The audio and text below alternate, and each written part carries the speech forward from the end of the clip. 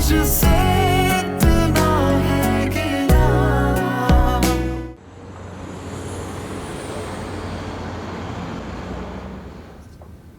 अस्सलाम वालेकुम जी। वालेकुम अस्सलाम। बैठो। तुम्हें बहुत बार फोन किया, तुम्हारा फोन स्विच ऑफ था। अच्छा वो मैं क्लास में होऊंगा। करिए, कोई काम था आपको? मैं तो भूल ही जाती हूँ कि तुम पढ़ाते भी हो, टीचर हो। अच्छा ये बताओ कि हमारे काम का क्या हुआ? मैंने उनके दरमियान एक ऐसी दीवार खड़ी करने की इब्तिदा कर दी है जिसको टकराकर उनकी मोहब्बत पाश पाश हो जाएगी। पता नहीं ऐसा कब होगा।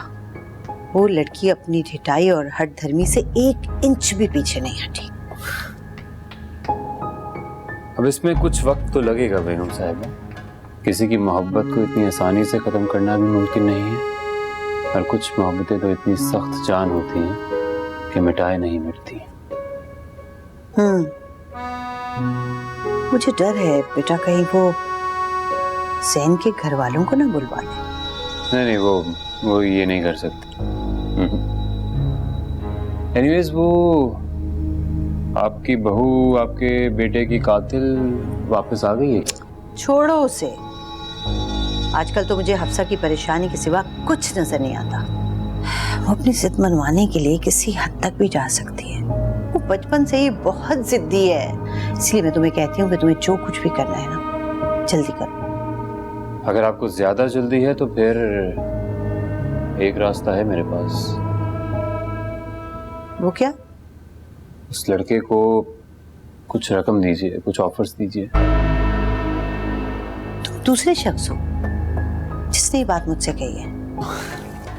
इसका मतलब है कि आप किसी और की खिदमत भी हासिल कर रही हैं?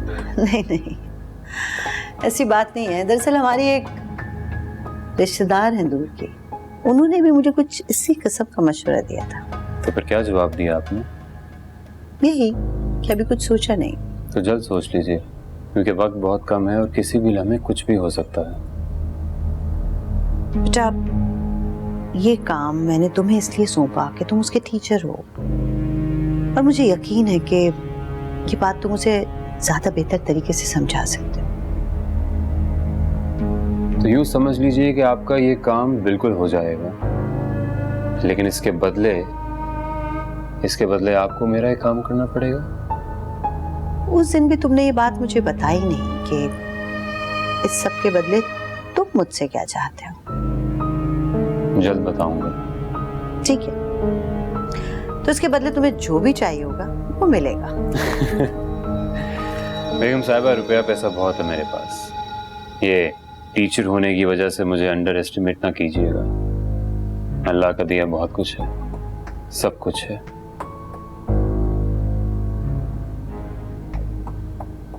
हाँ। क्या बात है, आज बहुत खुश लग रही हैं। भाभी पर खुश हूँ, हंसी भी आ रही है और तरस भी। अब ऐसा क्या कर दिया उन्होंने? उन्होंने नहीं, हफ्सा ने। हफ्सा ने? हाँ, हफ्सा। वो अपने किसी मिडिल क्लास से बिटे लड़के के साथ शादी करना चाहती है। हफ्सा, उसकी इतनी जुर्रत कि वो अपनी माँ के आगे कुछ बोल सके। यही बात तो तुम नहीं जानती।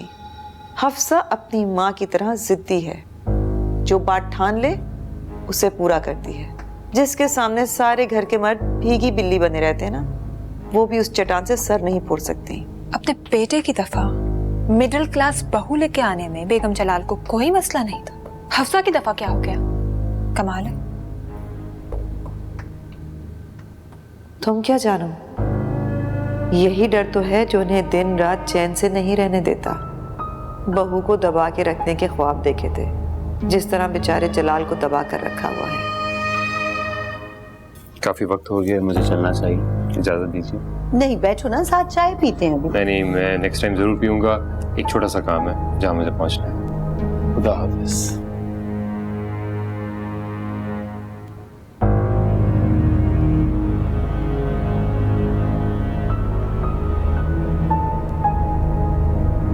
मामा, ये यहाँ क्यों आए थे?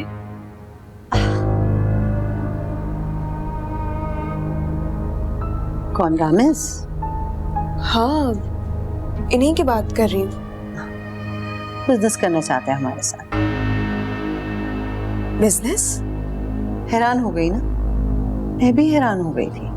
मैं तो उसे एक मामूली सा टीचर समझती थी, लेकिन जब उसने मुझे बताया कि वो एक वेल नोन बिजनेस कम्युनिटी से ताल्लुक रखता है तो मैं बहुत हैरान हुई। ये पढ़ाना तो उसका सब शौक है।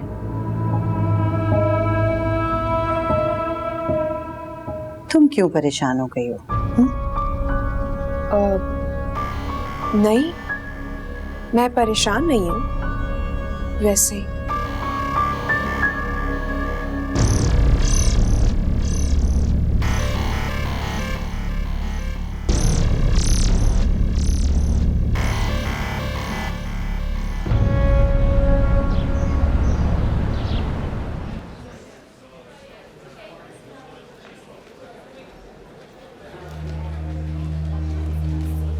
बात हुई तुम्हारी? मुझे ये आदमी बहुत होशियार मालूम होता है। पता नहीं क्या खेल खेल रहा है ये।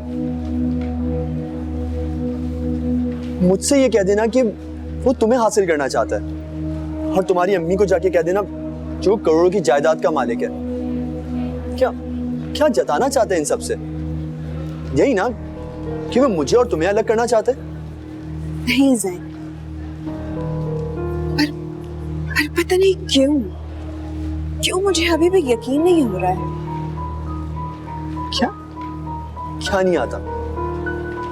जब वो तुम्हारी अम्मी के दिल में अपनी जगह बना लेगा, और अगर वो वाकई सच बोल रहा हो कि उसके पास करोड़ रुपए हैं, तो सोचा उसने 50% की शिकस्त तो यूं ही दे दी,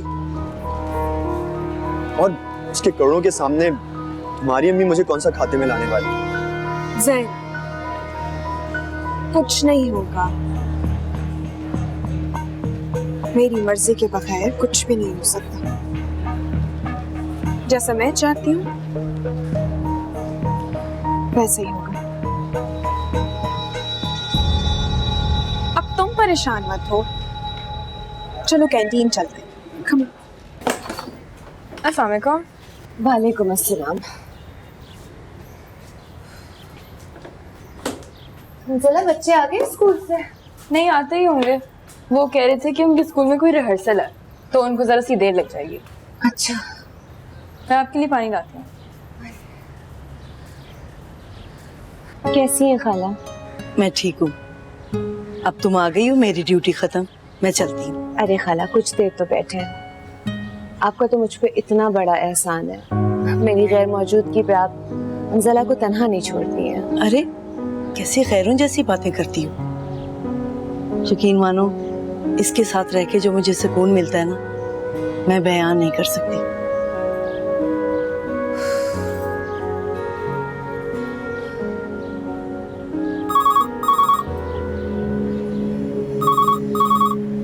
मैं देखती हूँ।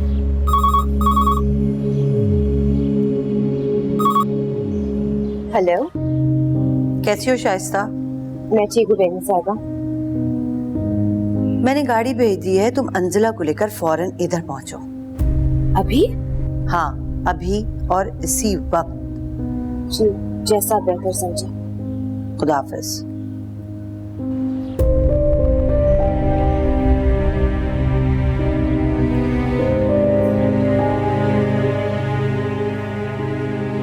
जरूर बुशापा ने कोई गुल खिलाया है। बेगम जलाल ने फौरन मुझे और अंजला को अपने घर बुलाया। तुम घबराओ नहीं शाइस्ता, अल्लाह बहुत मेहरबान है, वो जरूर तुम्हारी मदद करेगा। खाला, आपको मेरे लिए काम करना होगा। बच्चे बस स्कूल से आते ही होंगे, प्लीज उन्हें खाना खिला के सुला दीजिएगा। तुम बिल्कुल फिक्र ना करो, मैं उनका पूरा ख्याल रखूंगी। अंजला, जाके तैयार हो, गाड़ी आने वाली है।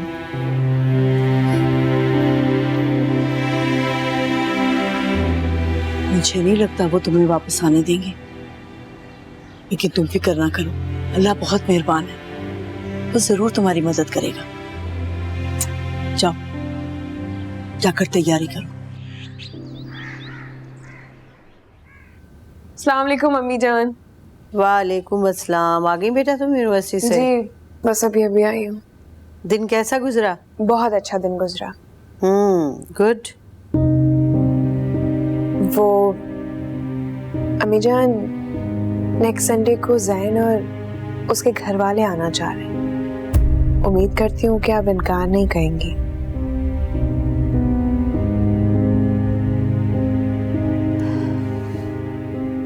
हमें कुछ वक्त चाहिए सोचने के लिए। मगर किस लिए? तुम्हारे भाई जवार की कातिल को उसके अंजाम तक पहुंचा देते, सब कुछ तुम्हारी मर्जी के मुताबिक कर देते। ना जाने और कितना वक्त लगेगा आपके इस अंजाम तक पहुंचने में। पहले ही इतना टाइम गुजर चुका है, मजीद 10 साल भी लग सकते हैं। और फिर जैन के घर वाले चाहते हैं कि उसका रिश्ता जल्द से जल्द पक्का हो जाए। ठीक है, मैं तुम्हारे बाबा से मशवरा कर लूं तो तुम उन्हें बुला लेना। तो फिर ठीक है, आप बाबा से पूछकर मुझे खुद ही बता दीजिएगा कि कब बुलाना है। बैठो तो सही बेटा थोड़ी देर मेरे पास।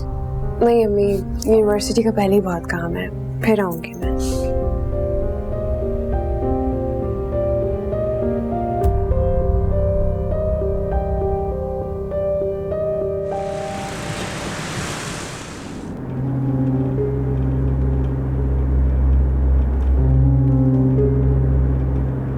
मोमिन चाचा, घर पे सब कुछ खैरियत तो है ना? कोई ऐसी बात तो नहीं हुई? जी बीबी जी, घर में सब ठीक है।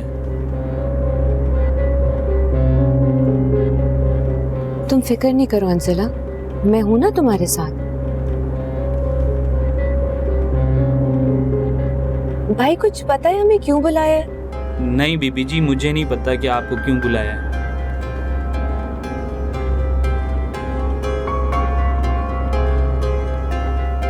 अस्सलाम वालेकुम। वालेकुम अस्सलाम। आओ बैठो बैठो शाइस्ता। इन्हें तो तुम जानती होगी ना, तुम्हारी बहन है बुशरा, है ना? जी बेगम साहिबा, मेरी याददाश्त कभी इतनी खराब नहीं हुई कि मैं लोगों को पहचान ना सकूं। और उन्हें तो पहचानती होगी तुम? जी, इन्हें भी पहचानती हूँ। हमारे मोहल्ले के करीब रहती हैं। जुबैदा नाम है इनका। शाइस्ता, तुम्हारी बहन बुशरा और तुम्हारे महल्ले के करीब रहने वाली खातून जुबैदा का ये कहना है कि तुम्हारे महल्ले में एक सामल नाम का नौजवान रहता था जिसका अंजला से चक्कर था। वाह बेगम साहिबा, आपकी जहानत को तो दाद देनी चाहिए। जिस बात की मुझे खबर ना हुई, वो मुझसे कोसों दूर रहने वाली बहन और इस गरीब जुबैदा को हो गई। क्या आपको लगता है ऐसा मुमकिन है? शाइस्ता, मत भूलो कि जुबैदा की तरह तुम्हारे मोहल्ले का एक एक फर्द ये गवाही देने के लिए तैयार है कि सावल नामी शख्स तुम्हारे मोहल्ले में रहता था और तुम्हारी नन अंजला का उसके साथ चक्कर था। मोहल्ले की क्या बात करती हैं बुशरा आपा? मैंने इस बात से इनकार ही कब किया है कि सावल नामी कोई नौजवान वहां रहता था। और सावल ही क्या, नासिर, शाहरुख, यासिर और बहुत से नौजवान वहां रहते थे। लेकिन उनमें से किसी का अंजला के साथ कोई चक्कर, ये मैं नहीं मान सकती। मैं आपकी बात से इनकार करती हूँ। जुबैदा गवाही दे रही है, तुम किसी वजह से इस हकीकत को ना मानो, लेकिन जुबैदा ने गवाही दी है तो ये सच ही होगा। अच्छा, क्यों जुबैदा? मैं तुमसे एक सवाल पूछती हूँ। यहाँ तक आने की बुशरा आपा ने तुम्हें कितने पैसों की लालच दी थी? हाँ, चुप क्यों हो? मैं कुछ पूछ रही हूँ तुमसे। 1 लाख।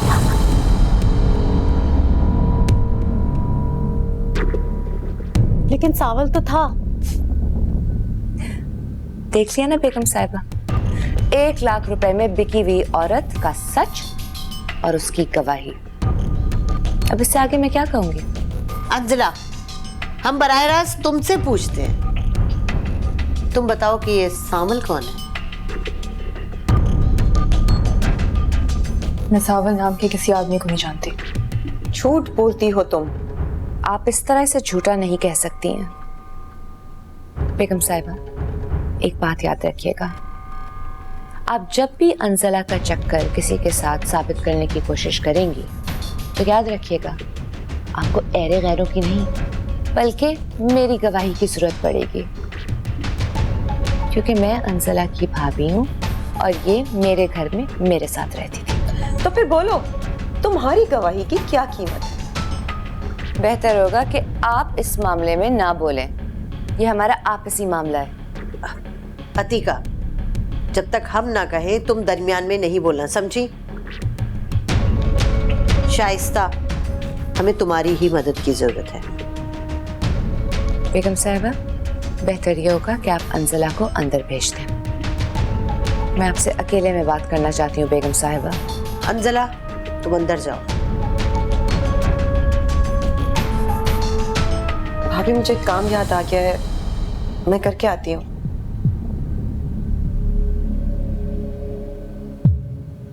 आप दोनों जा सकते हैं।